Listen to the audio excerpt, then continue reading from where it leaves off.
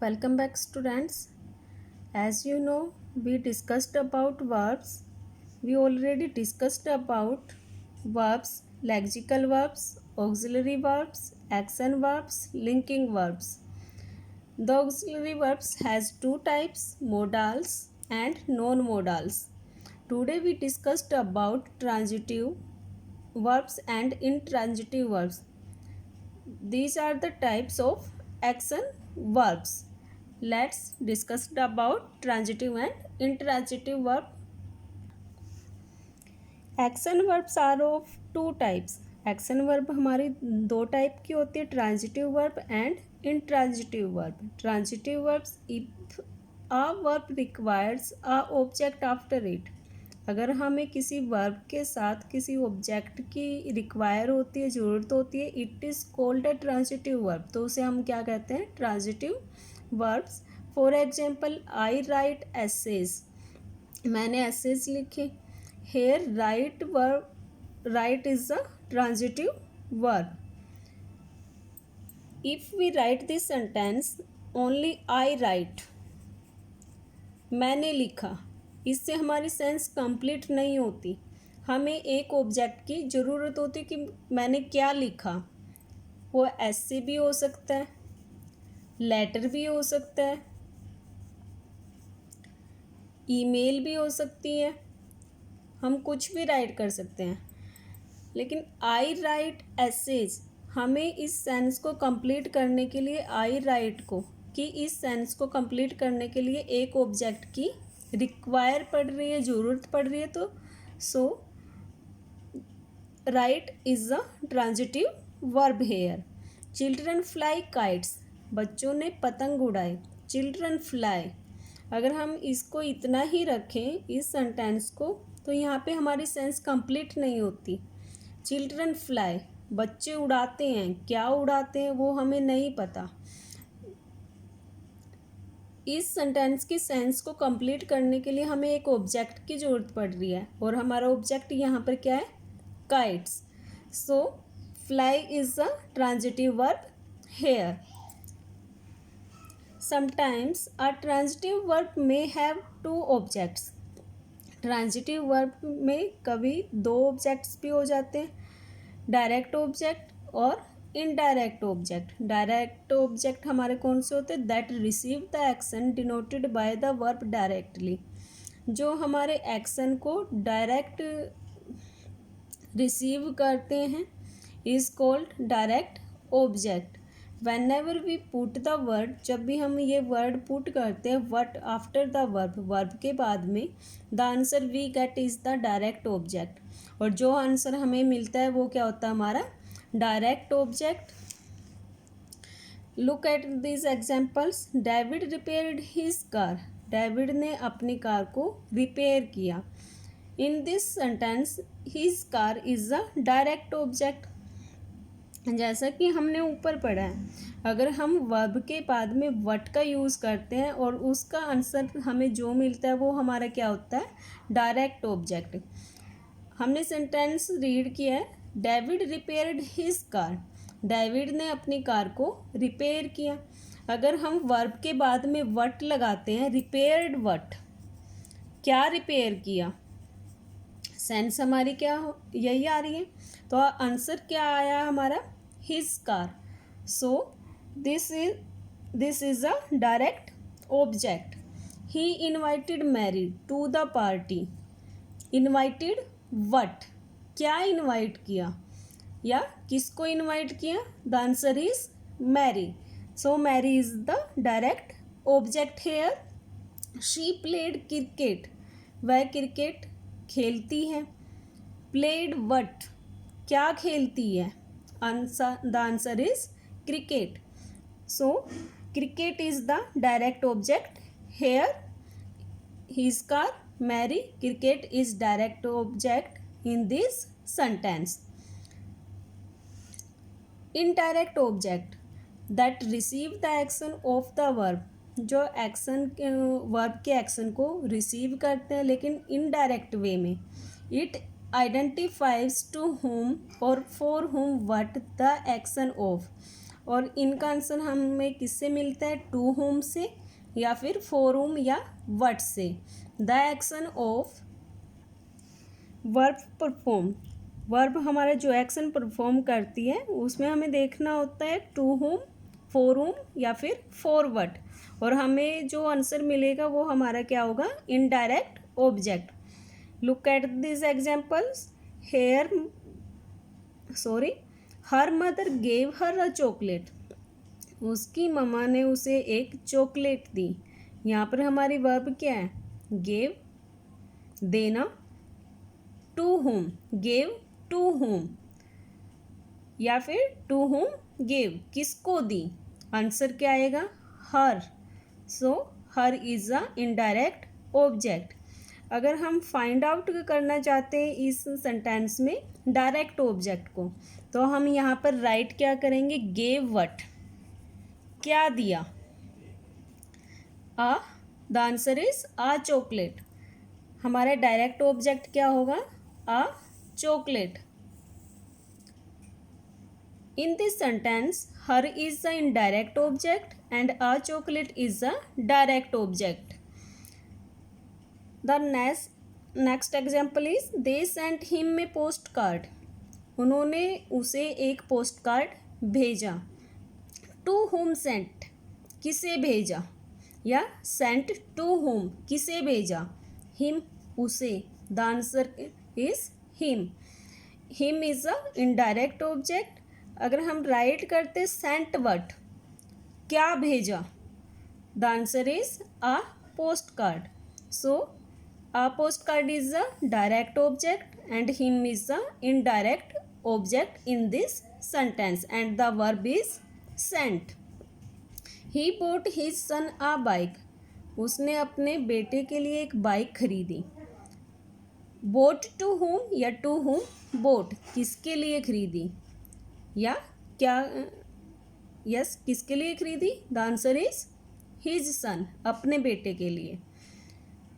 His son is a indirect object in this sentence.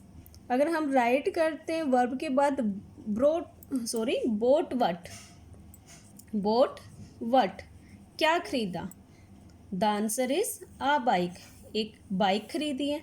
तो हमारा direct object क्या होगा, आ बाइक, और इनडायरेक्ट ऑब्जेक्ट क्या होगा, his sun.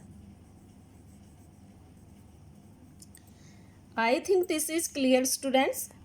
We do the next type, intransitive verbs. Intransitive verbs कौन सी वर्ब्स होती हैं, if a verb does not require an object.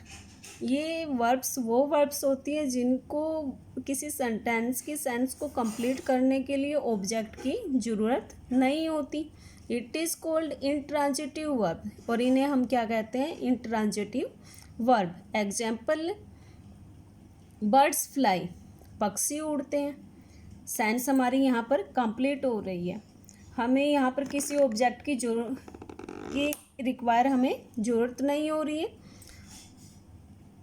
She slept, वह सो गई। शी सिंग्स ब्यूटीफुली, उसने सुंदर गाया। In this sentence we don't need the objects here. Birds fly, पक्षी उड़ते हैं, सेंस हमारी कंप्लीट हो रही है। सी स्लेप्ट, वह सो गई। सी सिंग्स, वह गाती है, हमारा इतना भी कंप्लीट हो जाता है। लेकिन इसके बाद में हम कोई भी एडवर्ब का हम यूज़ कर सकते हैं। सी सिंग्स ब्यूटीफुली, उसने सुंदर गाया। वर्ब्स लाइक गो, कम, डाई, स्लीप, फॉल, लीव, ये सभी हमारे इंट्रांजिटिव वर्ब्स होती हैं। वर्ब्स एंड इन्फ्लेक्शंस, वर्ब और उनका प्रभाव। Verbs can also be classified based on their shape and inflection. जो हमारी वर्ब्स होती हैं उनको उनके शेप के आधार पर या इन्फ्लेक्शन के आधार पर हम क्लासीफाई करते हैं। That is how their forms और एंडिंग चेंज, और कैसे उनकी जो फॉर्म है, उनका रूप है, वो चेंज होता है, और उनकी एंड में क्या चेंज आता है। Look at the following examples, नीचे कुछ एग्जाम्पल्स दिए गए हैं। To infinitive, to cook, base form हमारी क्या है, cook without to.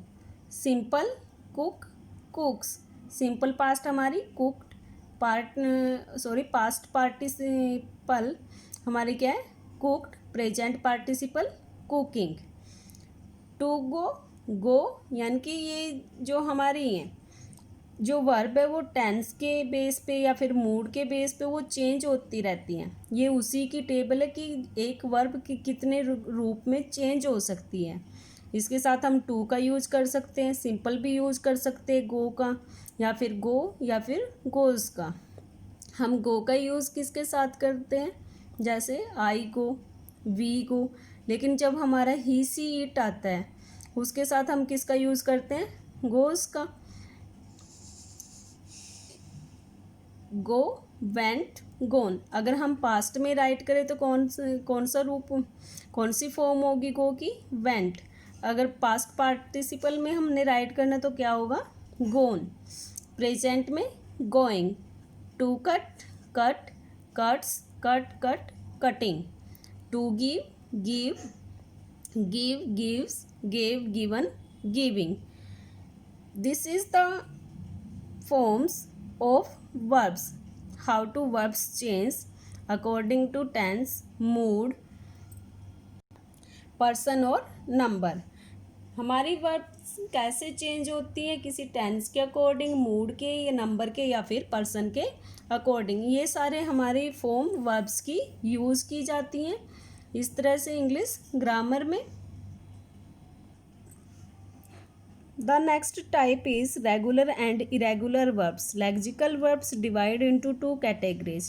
Lexical verb को हम टू कैटेगरी में डिवाइड कर सकते हैं। किस बेस पे, the basis on the process, process के बेस पे। They undergo while they indicate, जब उनको इंडिकेट किया जाता किसी टेंस के अकॉर्डिंग, मूड के अकॉर्डिंग, नंबर और पर्सन के अकॉर्डिंग। मूड मीन्स मनमाने ढंग से हम वर्ब्स को कैसे भी चेंज कर सकते हैं, जैसे उसकी पास्ट फॉर्म लेनी है, प्रेजेंट पार्टिसिपल लेना है, इस टाइप से टू इन्फिनिटिव यूज़ करना है, या फिर उसकी बेस फॉर्म को हमने यूज़ करना है। All is that. और we read about the forms of verbs in the table also. Regular verbs take ed to form their past and past participle form. Regular verbs वो verbs होती है जो अपने साथ ed का यूज़ करते हैं, उनके साथ उनके एंड में ed लगता है जब उन्हें हम चेंज करते पास्ट में या फिर पास्ट पार्टिसिपल में। Such verbs are also known as weak verbs, और इस टाइप की वर्ब्स को क्या कहा जाता है, weak verbs. Look at the following examples.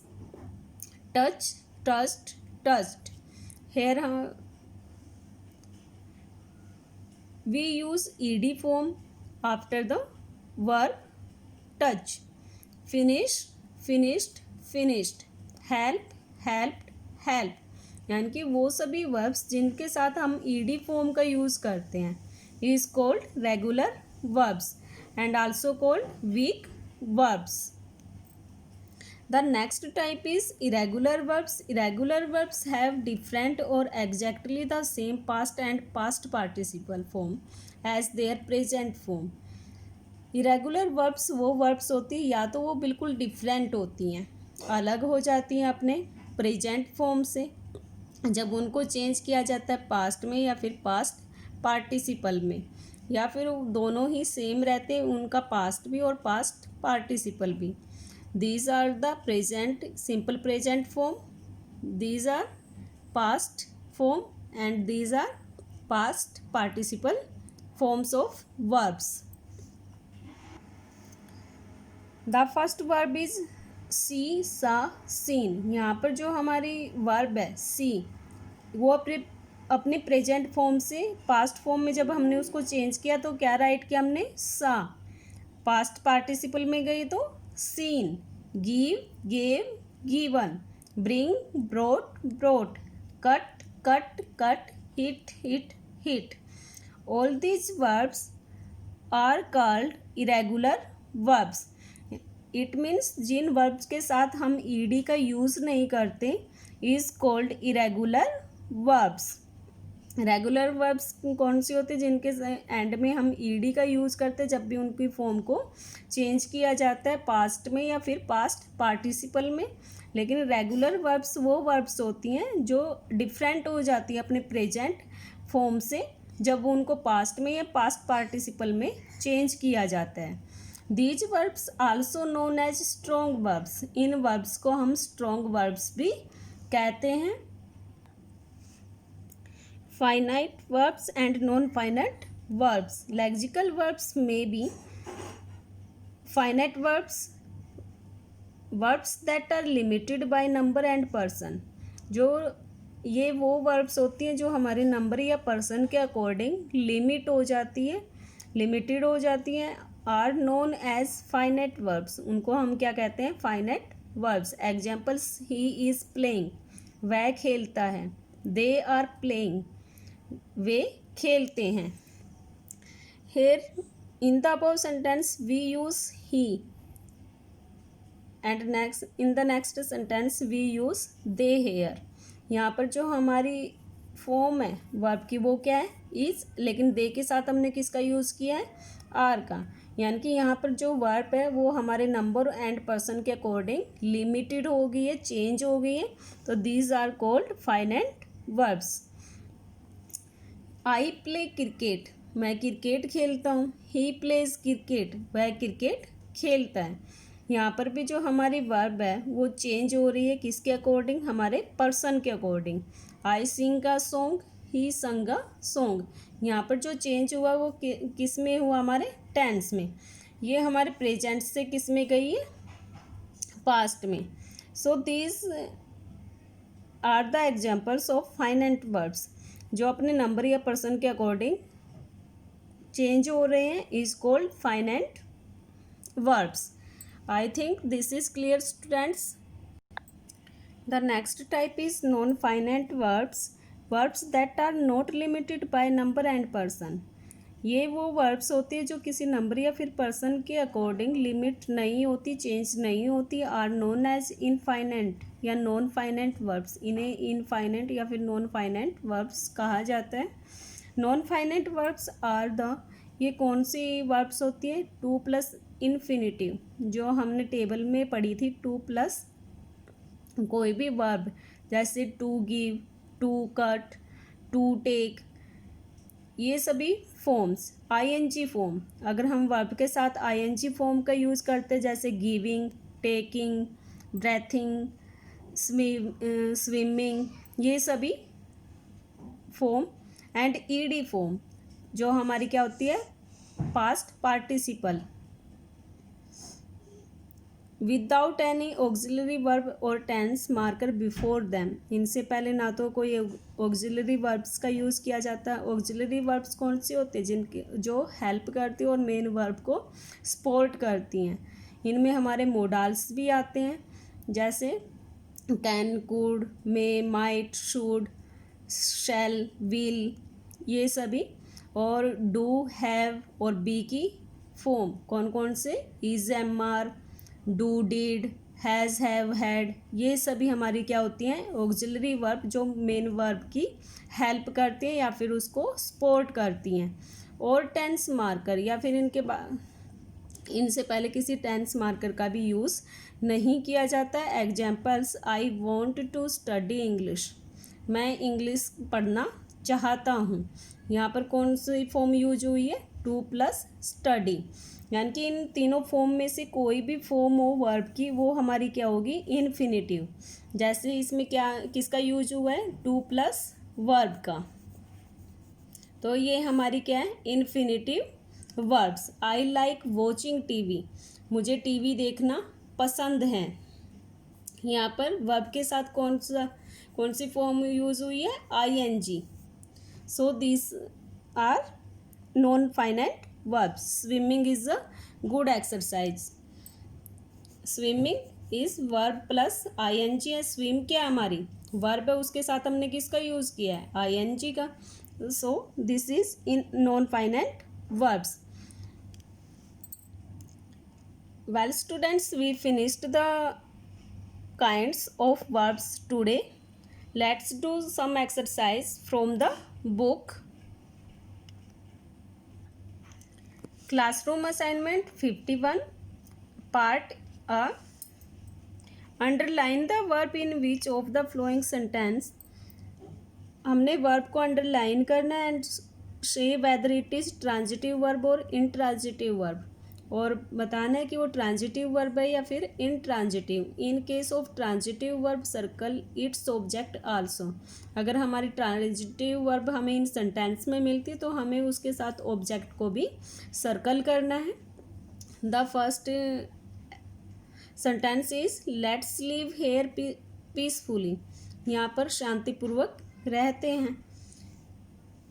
As we read about the transitive verb, transitive verb में हमें हमेशा एक ऑब्जेक्ट की आवश्यकता होती है, ऑब्जेक्ट की जरूरत पड़ती है उस सेंटेंस के मीनिंग को क्लियर करने के लिए. लेकिन इंट्रांजिटिव वर्ब्स वो वर्ब्स होती हैं जिनमें हमें ऑब्जेक्ट की ज़रूरत नहीं होती. Is called intransitive verbs. Let's live here peacefully, यहाँ पर शांतिपूर्वक रहते हैं. यहाँ पर हमारा कोई भी ऑब्जेक्ट नहीं है. लीव रहते हैं, लेट्स लिव. अगर हम इस सेंटेंस को इतना भी राइट करते लेट्स लिव आओ रहते हैं, यहाँ पर हमारी सेंस कंप्लीट हो रही है.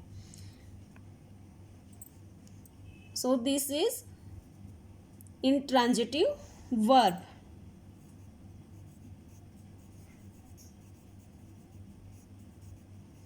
आई वेटेड फॉर एन आवर, हमने 1 घंटे के लिए वेट किया. Waited, the verb is waited. If we write I waited, मैंने वेट किया, इंतज़ार किया, यहाँ पर हमारी सेंस कंप्लीट हो रही है, पूरी सेंस आ रही है हमारी सेंटेंस की. हमें ये जानने की ज़रूरत नहीं है कि कहाँ किया, कैसे किया. आई वेटेड, मैंने इंतज़ार किया. So this is intransitive verb.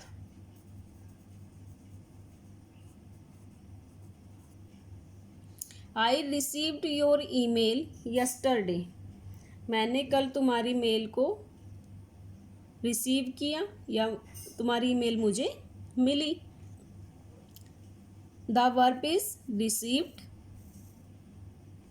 I received, मुझे मिला, क्या मिला वो हमें नहीं पता. रिसीव्ड वट, अगर हम वट राइट करते हैं तो हमारे साथ में इसमें क्या आ जाता है, ऑब्जेक्ट. क्या मिला, योर ईमेल. और रिसीव्ड क्या हमारी ट्रांजिटिव वर्ब.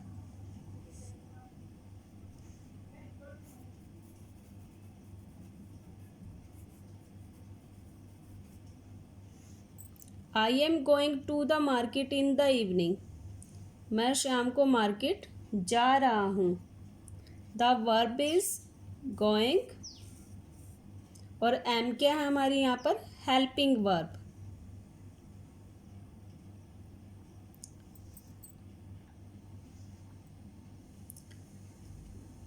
यहाँ पर market in the evening, going. If we write this sentence I am going, मैं जा रहा हूँ, सेंस कंप्लीट हो रही है हमारी. सो this is intransitive verb.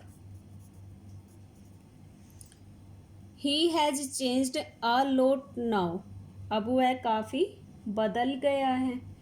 He has changed, वह बदल गया है. हमारी सेंस कंप्लीट हो रही है यहाँ तक, वर्ब तक की. So this is intransitive verb. Underline the changed and write intransitive. Suddenly the child woke up. अचानक से बच्चा उठ गया. The child woke up. बच्चा उठ गया. If we write this sentence, the child woke up. बच्चा उठ गया, सेंस कंप्लीट है हमारी. Underline the verb woke up, ये हमारी क्या है, फ्रेजल वर्ब. इसके साथ हमने प्रेपोजिशन का यूज़ किया, कौन सी प्रेपोजिशन, अप का. Intransitive. The loud noise scared me, जो ऊंची आवाज़ है वो मेरे को डराती है। द लाउड नॉइस स्केयर्ड, ऊंची आवाज़ डराती है। यहाँ पर हमारी सेंस कंप्लीट नहीं हो रही, हमें ज़रूरत पड़ रही है किसकी, एक ऑब्जेक्ट की। और हमारा ऑब्जेक्ट क्या क्या है यहाँ पर, मी। किसे डराती है, मुझे। Underline the verb scared and write transitive.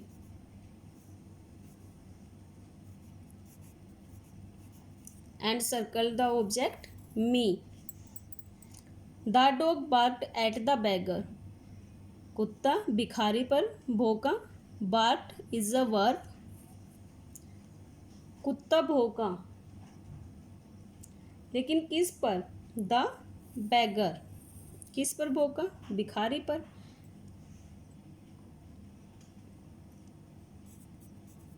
Transitive. The driver stopped the speeding car, driver ने तेज चलती हुई गाड़ी को रोक दिया। स्टॉप्ड, द ड्राइवर स्टॉप्ड, किसको रोकेगा, स्पीडिंग कार को या कार को। Circle the speeding car and underline the stopped verb, this is transitive. I lost my watch, मैंने अपनी घड़ी गुम कर दी। आई लॉस्ट, मैंने खो दिया, क्या खो दिया, my watch. Underline the word my watch, sorry circle the word my watch and underline the word lost. हमारी कौन सा टाइप है ये, ट्रांजिटिव।